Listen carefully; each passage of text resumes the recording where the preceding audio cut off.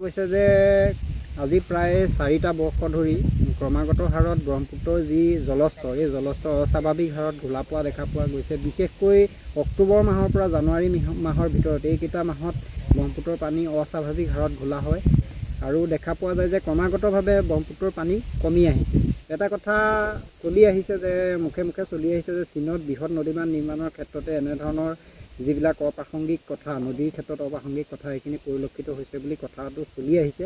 আমি এই ক্ষেত্ৰত এটা কথা জিলা প্ৰশাসন তথা জনস্বাস্থ্য কাৰিকৰী বিভাগক এটা কথা ক'ব বিচাৰিছোঁ, যিহেতু নদীপৰীয়া বহু অঞ্চলৰ বাসিন্দাই নদীৰ পানী খায়েই জীৱন অতিবাহিত কৰিবলগীয়া হৈছে। কিবা কাৰণত যদি ইয়াত অন্যান্য ধৰণৰ কিবা প্ৰদূষিত পদাৰ্থ মিহলি হৈ পেলাই এই পানীখিনি ব্যক্তিসকলে সেৱন কৰিবলগীয়া হৈছে, তেতিয়াহ'লে অনাগত দিনত এই ব্যক্তিসকল ৰোগত আক্ৰান্ত হোৱাৰো যথেষ্ট সম্ভাৱনা থাকে। গতিকে এই ক্ষেত্ৰত জিলা প্ৰশাসনৰ কৰণীয় আছে, জনস্বাস্থ্য কাৰিকৰী বিভাগৰ দায়িত্ব আছে। পানীত প্ৰকৃতাৰ্থত কি মিহলি হৈ পেলাই ঘোলা হৈছে ইয়াৰ এক নিশ্চিত পৰ্যায়ৰ তদন্ত অব্যাহত ৰাখিব লাগে।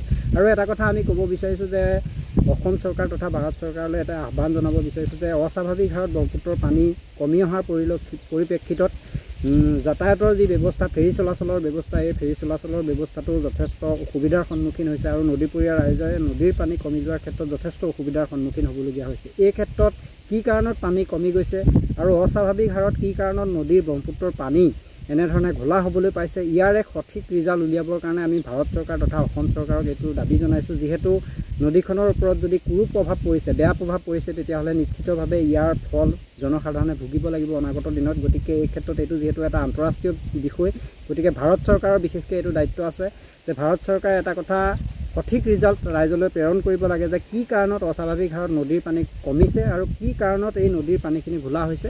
ইয়াৰ এটা শুদ্ধ প্ৰকৃত ৰাইজ আশ্বস্ত হ'ব পৰা এটা ৰিজাল্ট চৰকাৰে প্ৰেৰণ কৰিব লাগে, তাৰ কাৰণে আমি আহ্বান জনাইছোঁ। আমি কালিৰ পৰা দেখা পাইছোঁ যে ব্ৰহ্মপুত্ৰৰ পানীটো বহুত ঘোলা হৈছে। ঘোলা মানে এনেকুৱা ঘোলা হৈছে চিমেণ্ট পানীৰ নিচিনা হৈছে আৰু যিবোৰ গৰু ম'হে খোৱাৰো উপযোগী নহয় মানে এইখিনি পানী।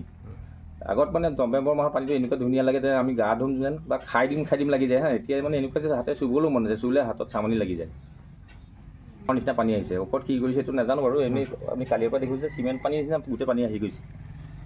যোৱা বছৰো হৈছিলে, তাৰ আগবছৰো হৈছিলে, তেতিয়াৰ পৰা পানী মানে বহুত কমি গৈছে, নদী বুকু বাম হৈ গৈছে।